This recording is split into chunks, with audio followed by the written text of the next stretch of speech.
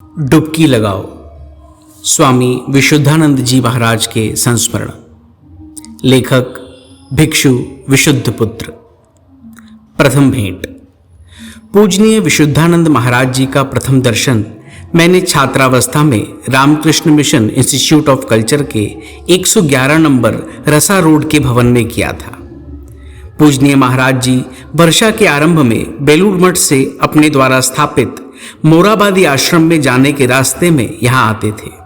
बाद में कमारपुकुर में श्री रामकृष्ण मंदिर की स्थापना के उत्सव में भी उनका दर्शन किया था, लेकिन कहीं उनसे बातचीत करने का सुयोग नहीं हुआ। पहली बार बात करने का सुयोग मिला, जहां तक याद आता है, 1952 ईस्वी की सरस्वती पूजा के दिन शाम को मैं और मेरे एक मित्र बेलूर मठ गए थे। मित्र भी मेरी ही तरह कल्चर इंस्टीट्यूट में आता जाता था और पूजनीय महाराज का दूर से ही दर्शन किया करता था। मैंने उससे कहा, चलो आज महाराज के पास चलें। उसने उत्तर दिया, क्या मिलने देंगे? मैंने कहा, चलो ना। यह कहकर हम पूजनीय महाराज जी बेलूर मठ में जिस भवन में रहते थे, गिरीश मेमोरियल, उसके सामने जाकर खड़े ही हुए थे कि मित्र ने कहा, यह देखो गेट पर प्राइवेट लिखा है, भीतर जाने पर शायद कोई डांटेगा। मैंने कहा, चलो ना। यह कहकर भीतर जाकर सीढ़ी से ऊपर चढ़कर सीधे महाराज जी के कमरे में पहुंच गया।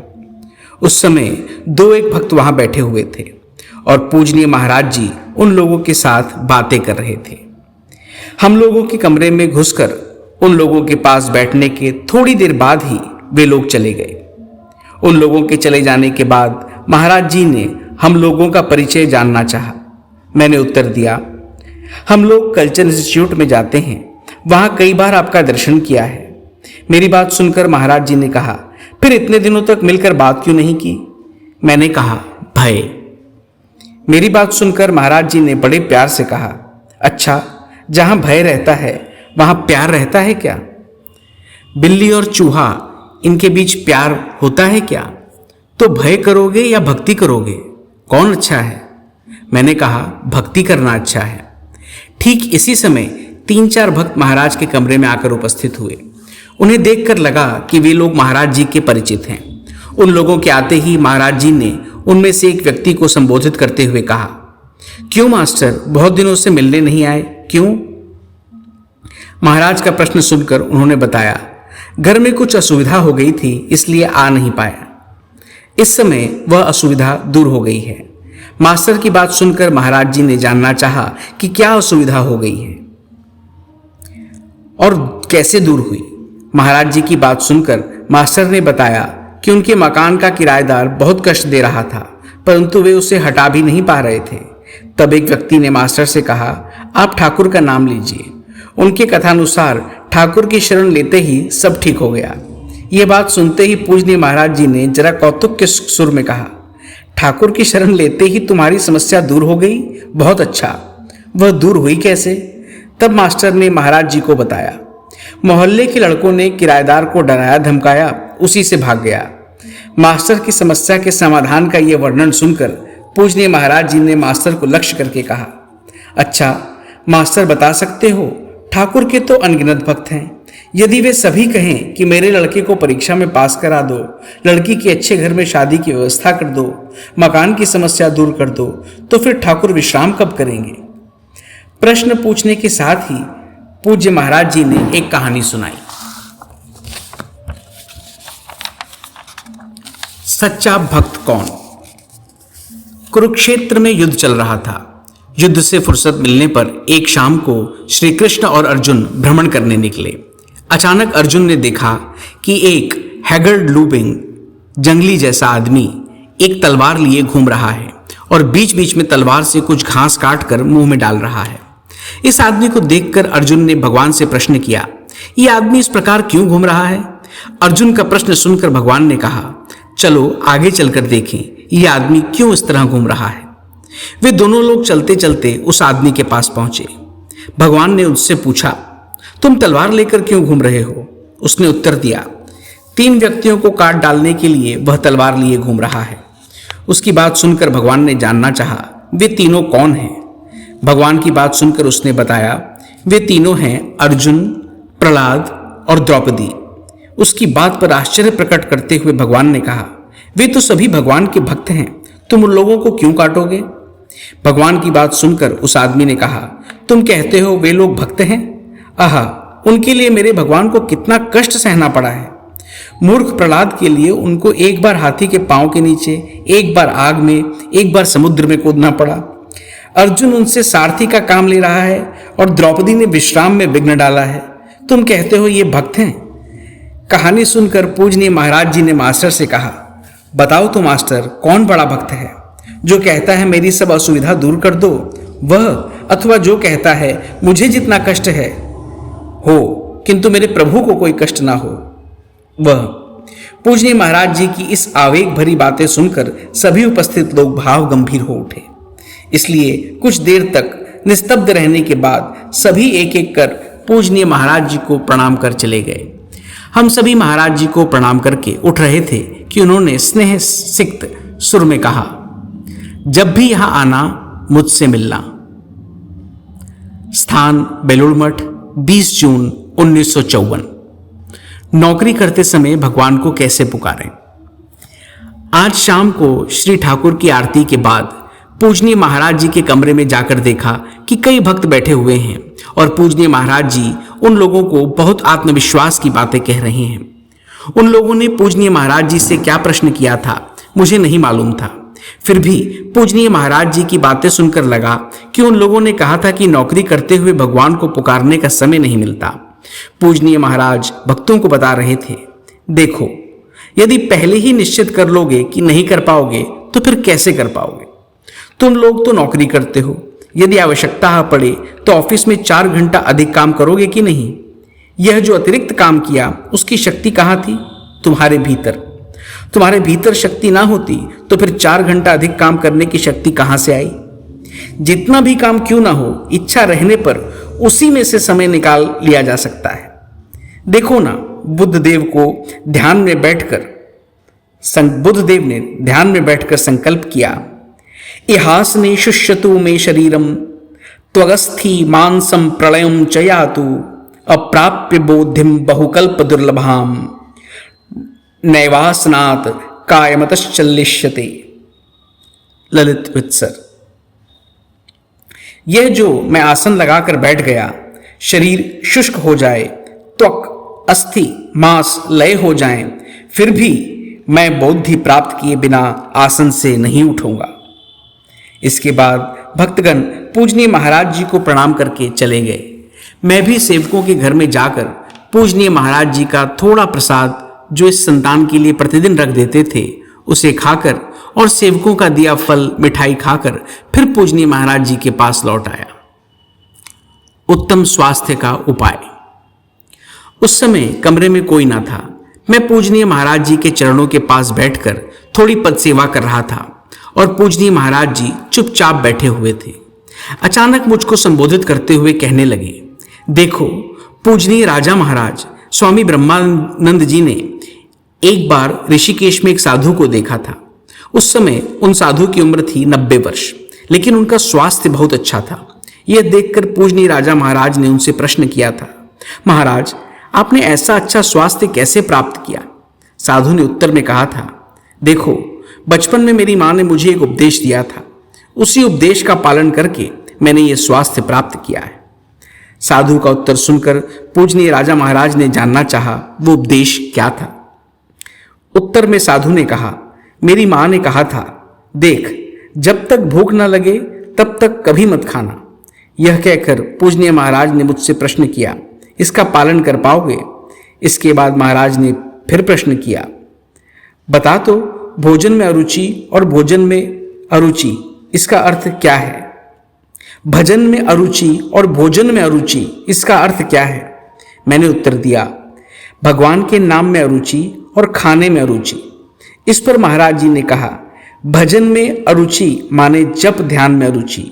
यह कहकर फिर मुझसे प्रश्न किया, भोजन में अरुचि कब होती है? मैंने कहा, पेट भरा रहने पर। सुनकर पूजनीय महाराज जी ने कहा, ना रे ना, केवल क्या पेट भरा रहने पर ही अरुचि होती है? महाराज जी की बात सुनकर मैं फिर बोला, पेट खराब रहने पर, इस पर पूजनीय महाराज जी ने कहा, पेट खराब माने? कहो लिवर फंक्शन खराब। यह कहकर फिर प्रश्न किया, ऐसा होने पर फिर पेट ठीक करने के लिए क्या करना होगा? भजन में रुचि कैसे होगी? मैंने कहा, डॉक्टर के पास जाना होगा। सुनकर पूजनीय महाराज जी ने फिर प्रश्न किया, भजन में रुचि लाने के लिए क्या करना होगा? मैंने उत्तर दिया, भगवान के प्रति अनुराग लाना होगा। मेरा उत्तर सुनकर पूजनीय महाराज जी ने फिर प्रश्न किया, क्या करने पर अनुराग आएगा? मैंने उत्तर दिया, श्री गुरु का संग। इस पर महाराज जी ने कहा, गुरु तो हैं ही, फिर भी साधु संग से अनुराग आएगा, तब भजन में रुचि आएगी। 21 जून 1954, जमींदार का नौकर। आज रात को पूज्यपाद महाराज ने तुलसीदास जी को किस प्रकार संसार से वैराग्य हुआ, बिल्वमंगल, श्री रूप गोस्वामी आदि महापुरुष कुछ सामान्य घटनाओं के कारण कैसे मोहमुक्त हुए थे, यही बताया। फिर कहा, देखो, किसी से घृणा मत करना। ठाकुर किसको किस रास्ते से ले जाएंगे तुम कैसे जानोगे? तुलसीदास जी स्त्री के प्रति इतने आसक्त थे कि वे अपने मायके जा रही है ये जानते ही दौड़ पड़े और बीच रास्ते में उनको जा पकड़ा। तुलसीदास जी को इस प्रकार आते देखकर उसकी स्त्री ने तिरस्कार करते हुए कहा था, श्री रामचंद्र के प्रति यदि तुम्हारा इसका आधा भी आकर्षण होता तो तुमको उनकी प्राप्ति हो जाती। बस इतना सुनते ही तुलसीदास जी सब छोड़ छाड़ कर चल पड़े काशी धाम। रूप गोस्वामी जी के जीवन में भी ऐसा ही हुआ। सनातन गोस्वामी जी वृंदावन चले गए थे। रूप गोस्वामी जी भी वहां जाना चाहते थे, इसलिए नवाब ने उनसे पूछा, अच्छा, तुम जो वृंदावन जाना चाहते हो वहां क्या है? मैं तुम्हारे लिए यही वृंदावन बना देता हूं। रूप गोस्वामी जी ठहर गए। एक रात को मौसम बड़ा खराब हो गया। रास्ता, पथघाट सब पानी में डूब गया। रूप गोस्वामी जी उसी बुरे मौसम में बरसात में जा रहे थे। वे जिस रास्ते से जा रहे थे उसके एक किनारे एक झोपड़ी में एक वृद्ध खाने बैठे थे और उनकी स्त्री भोजन परोस रही थी। रूप गोस्वामी जी के पैरों की आवाज सुनकर स्वामी ने प्रश्न किया, इस बुरे मौसम में कौन जा रहा है? उत्तर में स्त्री बोली, कुत्ता होगा शायद। स्त्री का जवाब सुनकर वृद्ध ने कहा, हाय, इस बुरे मौसम में कुत्ता भी बाहर नहीं निकलेगा, ये निश्चय ही कोई जमींदार के घर का नौकर होगा। ये बात रूप गोस्वामी जी के कान में पड़ी। वे सोचने लगे, कुत्ता भी जिस बुरे मौसम में बाहर नहीं निकलता, जमींदार के नौकर को उस बुरे मौसम में बाहर निकलना पड़ता है। बस सब छोड़कर चल पड़े वृंदावन। कर्म और पूजा साथ साथ। मैं स्वामी जी का सेवक होकर उनके साथ जाना चाहता था। इस पर उन्होंने अपने व्यक्तिगत जीवन की एक घटना बतलाई। पूजनीय ब्रह्मानंद जी महाराज ने उनको दक्षिण भारत में पूजनीय शशि महाराज के पास भेजा था, किंतु पूजनीय महाराज विशुद्धानंद जी पूजनीय ब्रह्मानंद जी के साथ रहकर उनकी सेवा करना चाह रहे थे। एक दिन पूजनीय कृष्णलाल महाराज के माध्यम से अपनी यह इच्छा पूजनीय ब्रह्मानंद जी को बतलाई, तो वे पूजनीय महाराज जी विशुद्धानंद जी को लक्ष्य करके बोले, देखो, एक भाई एक मित्र के रूप में मैं तुमसे कह रहा हूं कि कर्म और पूजा साथ साथ चलनी चाहिए। पूजनीय ब्रह्मानंद जी की ये बात कहकर पूजनीय महाराज विशुद्धानंद जी ने कहा, ये शब्द आज भी मेरे कानों में बजते हैं। पूजनीय महाराज विशुद्धानंद जी जब बेलूर में रहते थे तब प्रतिदिन संध्या आरती के बाद उनके पास जाता था। प्रतिदिन उनके निर्देशानुसार पूजनीय महाराज जी के सेवक मुझको फल मिष्टान जो रहता खाने को देते। इसलिए बात समाप्त होने के बाद पूजनीय महाराज ने मुझसे कहा, देख, कुछ मिलता है कि नहीं? मैंने कहा, अच्छा, जाता हूं। मेरी बात सुनकर पूजनीय महाराज बोले, मिलने पर जैसा आनंद होता है, जिस दिन कुछ ना मिले उस दिन भी वैसा आनंद रहेगा। तो मैंने कहा, मिलने पर जैसा आनंद होता है, जिस दिन कुछ ना मिले उस दिन भी वैसा आनंद रहेगा। तो मैंने कहा, हाँ। इस पर महाराज जी ने कहा, यही तो योग है, पाने पर जैसा आनंद, ना पाने पर भी वैसा ही आनंद। 22 जून 1954, तुम्हारा बड़प्पन। आज रात को महाराज जी के पास बैठा था। उसी समय सुबोध बाबू आकर महाराज जी को प्रणाम करके बैठे। सुबोध बाबू मठ का बाजार करते हैं और प्रायः प्रतिदिन रात को पूजनीय महाराज जी के पास आते हैं। पूजनीय महाराज जी उनको बहुत स्नेह करते हैं। सुबोध बाबू के प्रणाम करके बैठते ही पूजनीय महाराज जी ने प्रश्न किया, सुबोध, बाजार करने जाते हो, किस दिन ठगे भी गए हो? उत्तर में सुबोध बाबू बोले, महाराज आज ही ठगा गया। यह कहकर उन्होंने पूजनीय महाराज जी को बताया कि आज उनके अनजान में भारवाहक ने कैसे मछली चुरा ली और वे नहीं पकड़ पाए। मठ के दरबान ने कैसे उनको पकड़ लिया। सुनकर महाराज जी ने जानना चाहा कि चोर को क्या सजा दी गई। सुबोध बोले, महाराज खूब डांट कर उसको छोड़ दिया। सुबोध बाबू की बात सुनकर पूजनीय महाराज जी ने उनसे कहा, यदि उसे मछली खाने को 6 आना पैसा दे दिया होता तो उससे तुम्हारा बड़प्पन प्रकट होता। यह बात कहकर पूजनीय महाराज ने मुझसे पवहारी बाबा की घटना बताने को कहा। मैंने घटना बताई। एक रात पवहारी बाबा की गुफा में चोर घुसा था। उनकी गुफा में एक लोटा और एक कंबल ही रहता था। चोर वह दोनों लेकर भाग ही रहा था कि पवहारी बाबा को आहट मिली, इसलिए चोर वह सब फेंक कर भागने लगा। पवहारी बाबा भी चोर के पीछे लोटा कंबल लिए दौड़ने लगे। अंत में चोर को पकड़कर पवहारी बाबा बोले, भगवान, ये आपका लोटा, आपका कंबल, आप लेते जाइए। यह बात सुनकर चोर का मन बदल गया। वह सब कुछ छोड़कर ऋषिकेश में चला गया और तपस्या में जीवन बिताने लगा। बताने के बाद पूजनीय महाराज बोले, देखा चोर का कैसा परिवर्तन हो गया। बाद में उसके साथ ऋषिकेश में स्वामी जी की भेंट हुई थी। आज पूजनीय महाराज जी के पास बैठने का सुयोग नहीं हुआ, इसलिए उनको प्रणाम करके बोला, महाराज जाता हूं। इस पर वे बोले, जाता हूं बोलना आता हूं। 26 जून 1954। प्रातःकाल जागने का उपाय। आज पूजनीय महाराज जी की पद सेवा करते करते मैंने कहा, महाराज मैं किसी भी तरह भोर में नहीं उठ पा रहा हूं। कोई उठा दे तो उठ सकता हूं, लेकिन कौन उठाएगा? मेरी बात सुनकर पूजनीय महाराज ने कहा, कोई कुछ नहीं करेगा, अपने आप के लिए अपने को ही करना होगा। फिर कहा, सोने से पहले तकिए पर 1-2 बार 4 लिखकर सो जाना। क्या होता है मुझे बताना। महाराज जी द्वारा निर्देशित उपाय से मुझे अच्छा फल प्राप्त हुआ।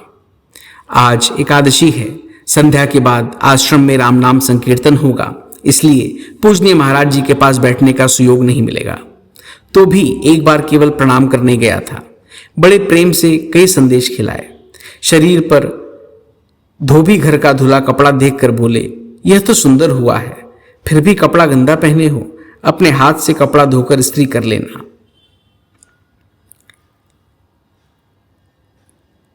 29 जून 1954। सब शास्त्रों का भाष्य।